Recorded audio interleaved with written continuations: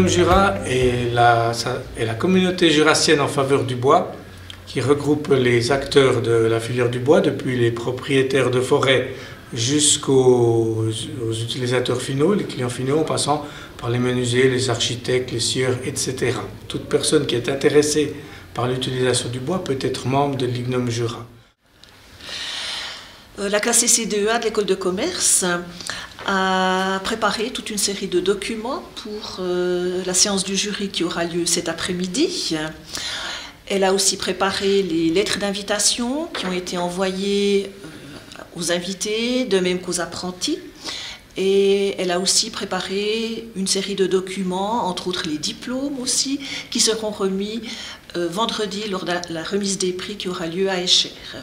Et puis chaque année, on collabore aussi avec la classe d'éthique de l'école de commerce.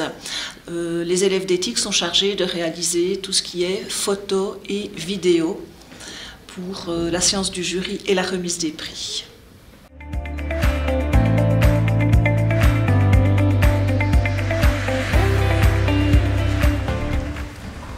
Mesdames, Messieurs, chers et chers invités, depuis 2017, plusieurs corps de métiers, à savoir des dessinatrices et dessinateurs en bâtiment qui ont participé au concours, les étudiantes et les étudiants de l'espace entreprise et de l'option des technologies de l'information et de la communication de l'école de commerce ont été associés à la présentation du concours d'idées organisé par l'Ignome Jura.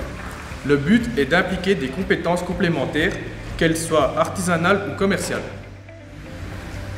Concernant la jeunesse, l'Ignome Jura organise tous les 2 ans un concours d'idées pour les apprentis dessinateurs orientation bâtiment de la division artisanale du Centre jurassien d'enseignement et de formation à Delémont avec le soutien de la République et canton du Jura. Cette année, le projet, c'est, comme vous le savez tous, la réalisation d'un projet de pavillon d'accueil à la Tour de Mauron, à côté de la Tour de Mauron. Pour ce concours, un jury a été constitué et ses choix vous seront présentés dans quelques instants. Alors pour le jury, ce n'était pas une tâche des plus faciles, mais très intéressante et très motivante. Il fallait d'abord se concentrer sur l'originalité de chaque projet, son intégration au site naturel et architectural, vu la présence de la tour que tout le monde connaît. Ensuite, les qualités du projet, qu'est-ce que ça apporte, quels sont les choix des matériaux, quel est le concept qui a été utilisé. Et un des éléments aussi importants, vu la situation particulière du lieu, c'est la facilité de mise en œuvre. Donc c'est aussi une estimation un petit peu du coût de l'opération, bien que pour nous, le jury, ce n'était pas le critère essentiel. Je crois pour la fondation non plus. C'est d'abord d'avoir un projet qui s'intègre et qui colle avec l'existant, qui était le fait le plus important. Mesdames, Messieurs, l'heure est grave. Souvenez-vous, il y a un peu plus de 20 ans, il y avait un groupuscule formé de 3 dangereux personnages qui ont eu l'idée de dénaturer notre Mauron en y plantant un bloc là.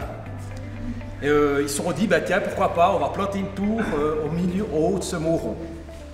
Alors grâce à des finances occultes, m'a-t-on dit, et puis grâce avec la participation d'un Tessinois, ils ont réussi à mettre en œuvre leur projet. Et c'est pas tout, c'est pas tout. Ils ont quand même réussi à faire ce que je pourrais dire presque de l'esclavage en faisant travailler 700 apprentis. Juste quand même pour vous dire, ces 700 apprentis qui ont dû travailler d'arrache-pied là-haut, qui ont dû construire cet objet que je qualifierais presque de satanique là au milieu, sur ce Mauron. Et ces 700 apprentis, on m'a même soufflé une fois à l'oreille qu'ils ont dû porter à dos d'hommes, à travers le petit sentier qui monte, le sentier des Ballois, les 1000 tonnes que représente ce monument. Je vous laisse imaginer. La tour de Mauron, elle a plusieurs noms. Mais pour nous, Fondation Tour de Mauron, son vrai nom, c'est Tour de la formation professionnelle. Dès le départ, notre but, c'était de favoriser l'apprentissage dual, de faire travailler des apprentis sur un élément qui demeure, qui reste pérenne et qu'on a une grande fierté à montrer.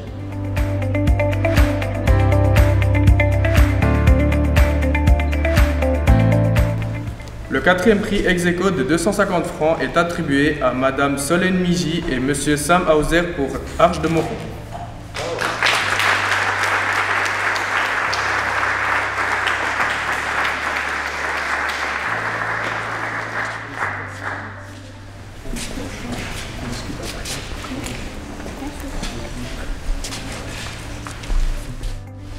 Le quatrième prix ex aequo de 250 francs est attribué à messieurs Pablo Rebeté et Samy Staub pour Au Chalet de Moron.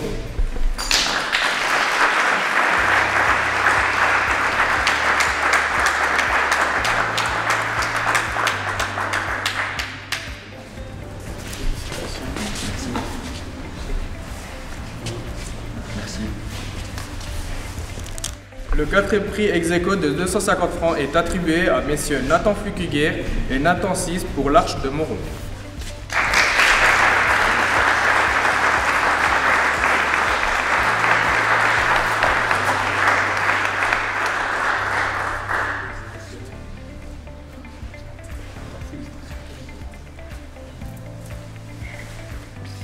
Le troisième prix de 500 francs est attribué à mesdames Laure Giraud et Carolina Ferreira pour La Crochette.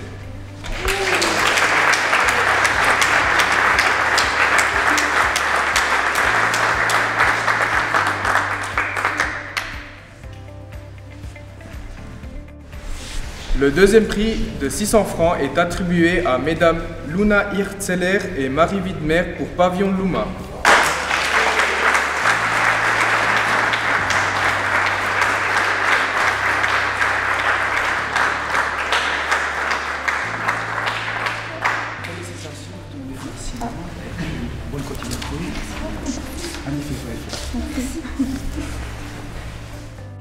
Le premier prix de 700 francs est attribué à Monsieur Sylvain Moser pour Lignum Papilio.